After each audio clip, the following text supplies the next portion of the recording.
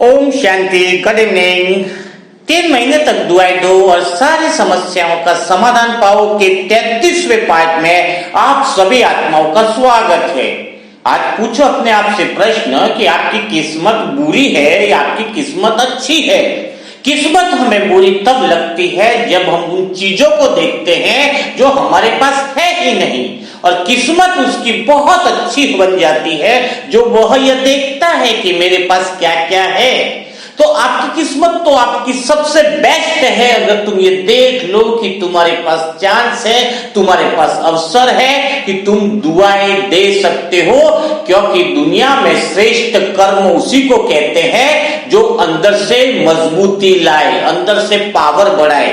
दुआएं देना एक इतना अच्छा कर्म है, इतना श्रेष्ठ कर्म है जो आपको अंदर से मजबूत बनाता है। आप दुनिया में सफल इंसान किसको मानोगे? दुनिया में सबसे सफल इंसान जिसके पास बहुत ज्यादा पैसा होता है उसको सफल नहीं माना जाता है। दुनिया में सफल उसको माना जाता है जो शरीर से भी स्वस्थ हो, क्योंकि अगर किसी के पास करोड़ों रुपया है और शरीर में बहुत सारी बीमारियां लगी है तो वह भला किस काम का। तो आपके पास जो दुआएं दूसरों लोगों को दे रहे हो, स्वस्थ होने के लिए दे रहे हो, तो सोचो आपका शरीर आने वाले समय में भी सारी बीमारियों से मुक्त रहेगा, क्योंकि आपका हिसाब किताब भी इससे पूरा हो रहा है। तो कितना नशा होना चाहिए, कितना निश्चय होना चाहिए। दुनिया में सबसे बड़ी बात है, आप लोग जो भी दुआएं दे रहे हैं उसमें से भी आधे लोग क्या सोचते हैं, आधे लोग की मेंटेलिटी क्या है, उस बात को मैं थोड़ा सत्य रूप में सामने लाना चाह रहा हूं। कुछ लोग होते हैं दुआओं की शुरुआत में ही जो समझ लेते हैं यह मुश्किल है, यह ठीक करना मुश्किल है, यह काम मुश्किल है। जीवन में उसका स्वभाव ही हमेशा रहा हो कि यह मुश्किल है, उसके लिए वह जीवन में वह काम आज 10% मुश्किल लगता है, कल 20% मुश्किल होता जाता है, फिर 40% मुश्किल होता जाता है, फिर उसका जीवन मुश्किल में ही रहता है। और एक दूसरा तरीका है वह लोग जो कहते हैं कि नहीं यह काम तो आसान है, यह काम तो होने वाला है, यह सक्सेस तो मिलने वाली है, यह तो ठीक होने वाला है। तो वो जो ठीक होने वाला की जो सोच है उसका धीरे धीरे धीरे धीरे धीरे धीरे वह काम बहुत आसान हो जाता है। आपके हाथ में दो है, एक राइट हैंड है, एक लेफ्ट हैंड है। राइट हैंड विश्वास का है, लेफ्ट हैंड शक का है। विश्वास करोगे तो विश्वास बढ़ेगा, शक करोगे तो शक बढ़ता है।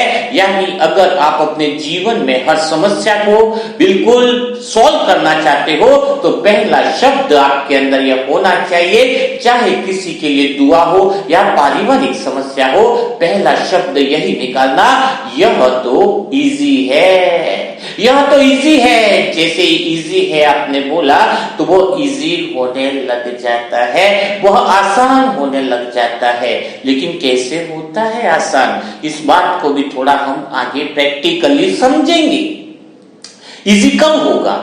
इजी जैसे एक उदाहरण के लिए आपको बताते हैं, यह ब्रेन काम कैसे करता है, यह दिमाग काम कैसे करता है। उदाहरण के लिए आपको डॉक्टर ने बोल दिया कि आपको प्रॉब्लम्स है, आपका कोलेस्ट्रॉल बढ़ चुका है, आपको डेली सुबह एक्सरसाइज करनी चाहिए, वॉकिंग के लिए जाना चाहिए। ठीक है, आपने दृढ़ निश्चय कर लिया कि मुझे वॉकिंग के अंदर जाना है। ठीक है, इस बात को बहुत अच्छे से समझना, लाइफ में चेंज होने वाला है, आपकी सारी समस्याओं का समाधान होने वाला है अगर इन बातों को समझ लोगे, क्योंकि यू आर मनसा सेवा ग्रुप एनर्जेटिक इंसान हो आप। तो जैसे उसने डिसीजन लिया कि कल सुबह मैं 6 बजे उठूंगा, तो शाम को वो थोड़ा जल्दी आ गया। ठीक है, कि उसने सोचा कि कल अर्ली इन द मॉर्निंग मुझे 6 बजे क्या करना है, मुझे वॉकिंग के लिए जाना है। अब रात को 9 बज गई, 10 बज गई, खाट में लेटने के लिए भी चला गया। उसके माइंड में एक बार फिक्स है कि मुझे 6 बजे जाना है, वॉकिंग के लिए जाना है। ठीक है, अब क्या होता है, 10 बजते ही उसके कुछ फ्रेंड आए और उन्होंने बोला कि अभी बहुत अच्छी मूवी लाइव में आ रही है, बहुत जबरदस्त मूवी है, वह मतलब अपन टेलीविजन पे देख पाएंगे और बहुत जबरदस्त मूवी है। तो उसने बोला नहीं नहीं मुझे सुबह वॉकिंग जाना है। फिर वो दोस्त लोग देखने लग गए तो उसके दिमाग में आया चलो मैं भी थोड़ी देख ही लेता हूँ, और वो चला गया साथ में बैठने के लिए कि नई मूवी जो लेटेस्ट रिलीज हुई है उसको देख लेता हूँ। देखते देखते पता ही नहीं चला उसके दिमाग में वो सारी बातें निकल गई कि कौन सी बातें निकल गई, सुबह घूमने जाना है, अर्ली इन द मॉर्निंग जाना है, शरीर फिट रहेगा, वो सारी बातें निकल गई। अब वो क्या कर रहा है, टेलीविजन देख रहा है, सब कुछ। रात की 11:30 पौने 12 बज चुकी। अब वह बेड पर आके सोता है, लेकिन उसको वही बात याद आती है कि मुझे कल सुबह 6 बजे जाना है, सुबह जल्दी उठना है। अब बात यहां पर नहीं आती है कि वो रात को 12 बजे सोया है तो सुबह 6 बजे नहीं उठ सकता है, यह बात नहीं आ रही है।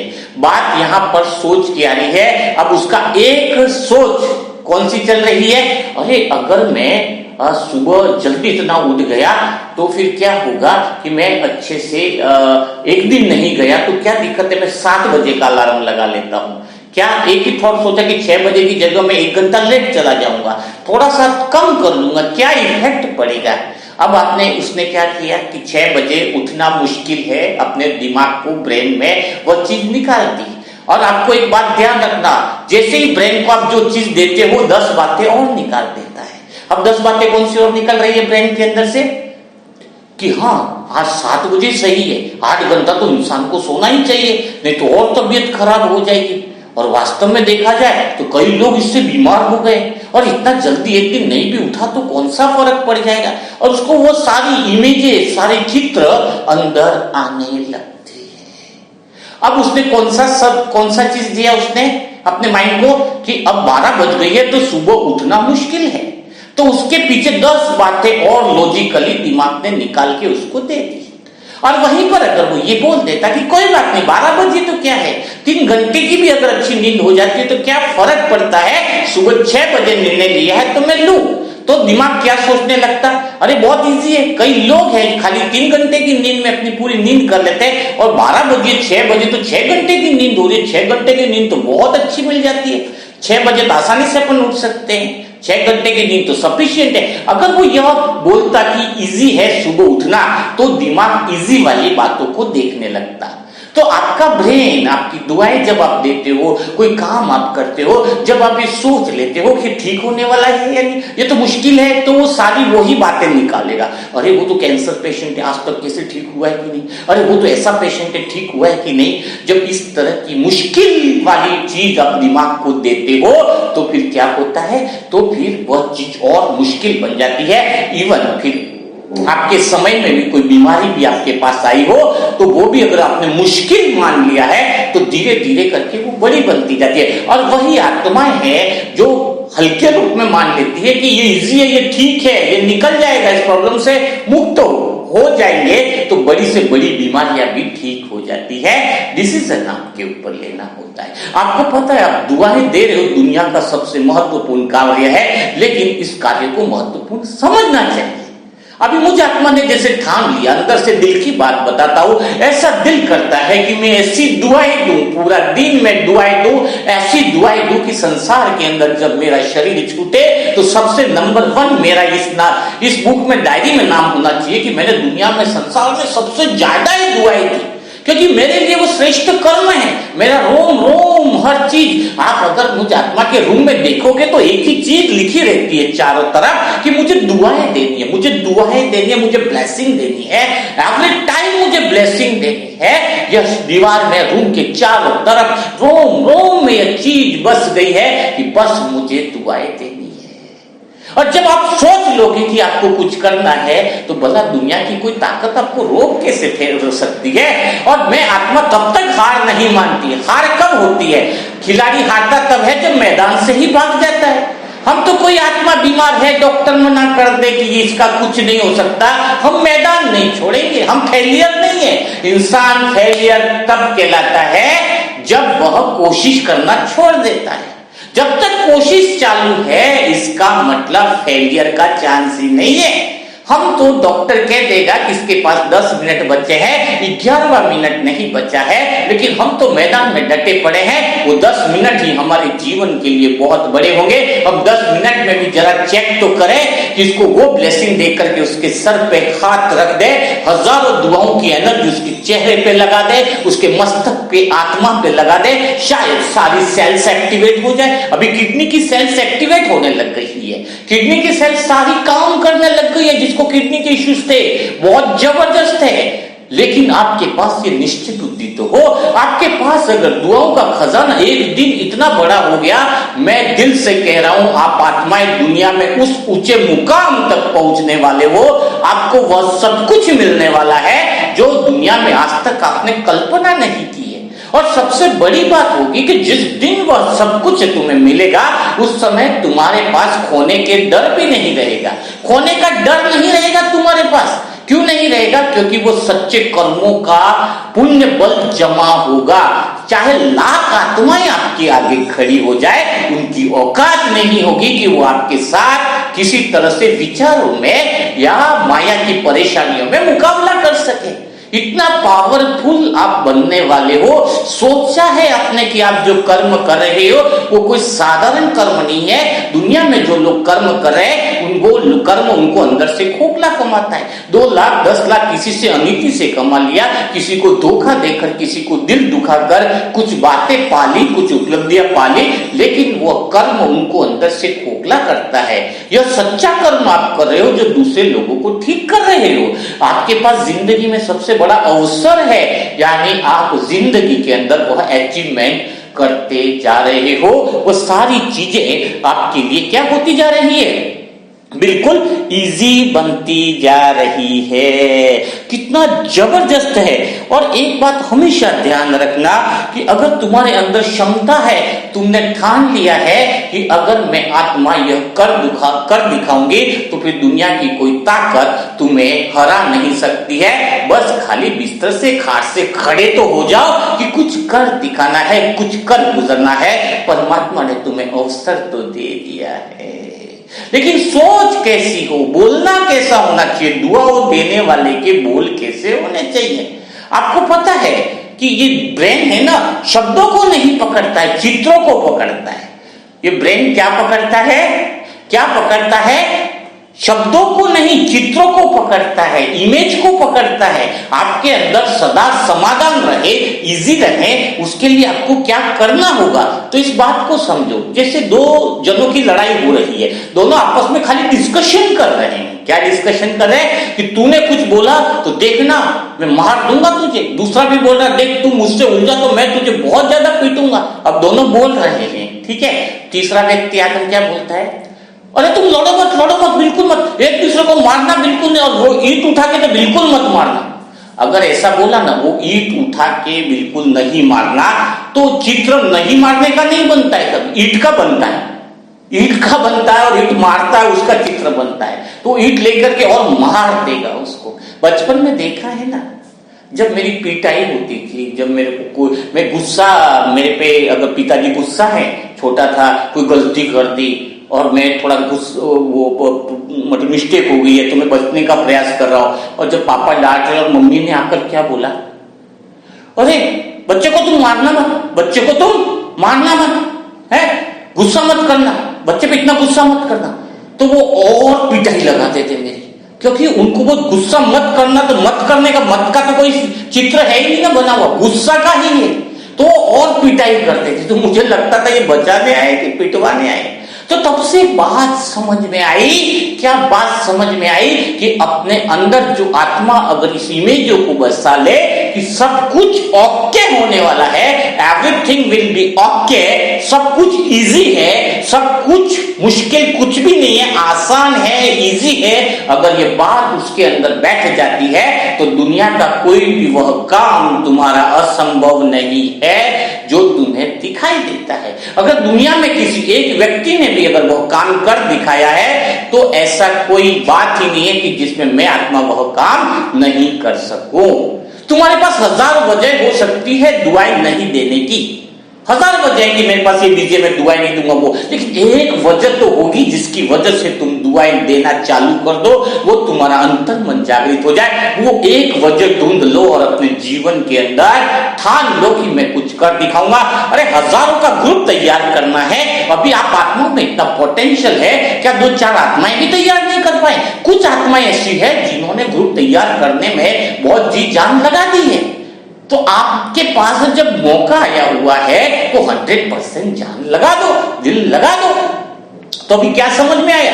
अपने ब्रेन को ग्रुप क्यों नहीं बना पाते हो? क्योंकि अंदर से एक चीज लगी हुई है ना पहले से, मुश्किल है, मुश्किल है, मुश्किल। आज से बोलो बहुत इजी है, अरे बहुत इजी है, और इजी करने पर ही बीमारियां भी ठीक हो जाती है। आज बात कर रहा हूं मैं सरिता बहन की, जिनको डायबिटीज की प्रॉब्लम है।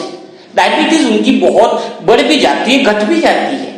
डायबिटीज का अर्थ क्या होता है? आज मैं डायबिटीज के बारे में थोड़ा सा एग्जांपल देना चाहूंगा।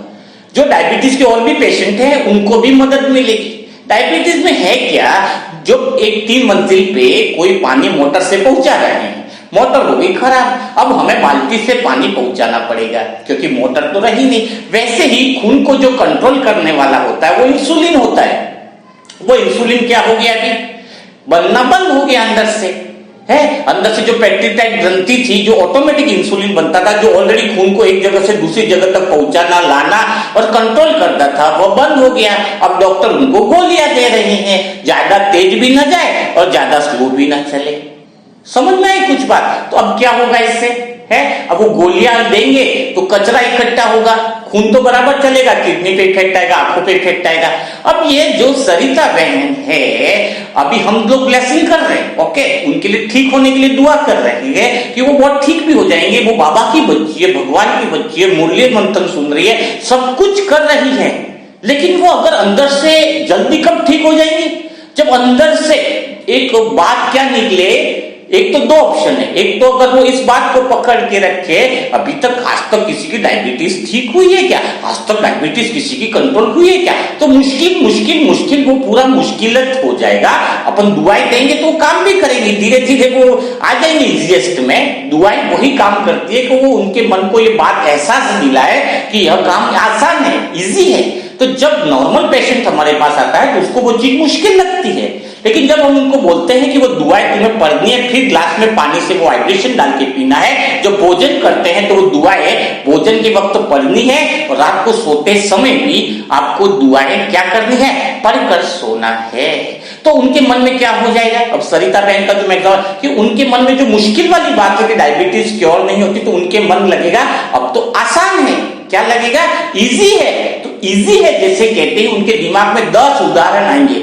अरे पता है जयपुर में कोई बच्चा है उसकी डायबिटीज क्योर हो गई। अरे हजारों एग्जाम्पल अगर देखा जाए तो इस इंडिया में, पूरे विश्व में आज की तारीख में 100 एग्जाम्पल तो मैं दे दूं कि डायबिटीज क्योर हो चुकी है, बिल्कुल जड़ से गायब हो गई है डायबिटीज। तो जैसे ही हमने बोला कि इजी है, डायबिटीज क्योर हो सकती है, तो दिमाग की 4 नसें ऐसे शब्द निकालेगी, ऐसे चित्र निकालेगी कि आज तक कहां डायबिटीज है जो पूरी क्योर हो चुकी है। जब उसका मन इस बात को मानने के लिए तैयार हो जाता है कि डायबिटीज तो क्या हो सकती है, बिल्कुल बहुत बढ़िया से हो सकती है, उसी समय से उसी पल से डायबिटीज की बीमारी गायब। बहुत इजी है, बहुत इजी है, प्रैक्टिकल में इजी है।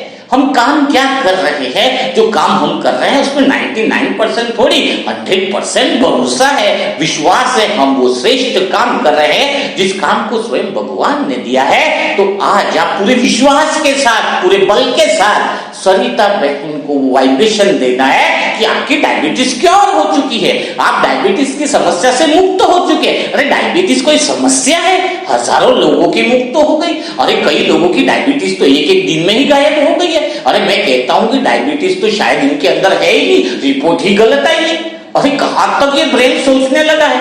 अरे डायबिटीज की बीमारी तो इसलिए आई ताकि आपके अंदर वो आसान है, वो बात ब्रेन सोचने लग जाए, वो बात समझ में आ जाए। तो सोचो जरा, कोई समस्या हो कैसे सकती है। तो बिना देरी किए शुद्ध संकल्प के साथ वाइब्रेशन दोगे सरिता बहन को कि उनकी डायबिटीज ठीक हो रही है। इतनी सारी दुआएं दो कि संसार में तुम्हारा नाम श्रेष्ठ आत्माओं में आए कि संसार में कोई अच्छे कर्म करने वाले की लिस्ट आए, तो भगवान जब डायरी पढ़े तो आपका नाम सबसे पहला है। लोग भगवान को याद करते हैं, आपके कर्म इतने ऊंचे हो कि भगवान आपको याद करे। इस सृष्टि के रंगमंच पर तुम वह सारे काम करने के लिए आए हो, अगर तुमने वह काम नहीं किया तो तुम्हारे अंदर से दिल दुखेगा। इसलिए आज से अभी से दो बातें पक्की, इजी है, आसान है, सब कुछ आसान है और कर सकते हो। तो जो नए लोग हैं वो व्हाट्सएप ग्रुप से जुड़ना चाहे वो है 7202921969 मोबाइल नंबर है। सच्चे दिल से दुआएं देनी हो तो ग्रुप में आ जाए। टाइम पास के लिए ग्रुप नहीं है, यह ग्रुप है कुछ कर दिखाने के लिए, कुछ कर गुजरने के लिए। तो कल फिर हम मुलाकात करेंगे नई बातों के साथ, नए मनन चिंतन के साथ।